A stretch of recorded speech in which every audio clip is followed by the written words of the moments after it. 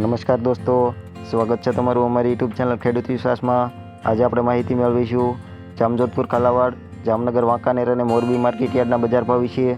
પણ તે પહેલાં તમે અમારી યુટ્યુબ ચેનલ પર નવા હોય તો ચેનલને લાઇક કરો, શેર કરો અને સબસ્ક્રાઈબ કરવાનું ભૂલશો નહીં, જેથી કરી રોજે રોજની અપડેટ તમને મળતી રહે।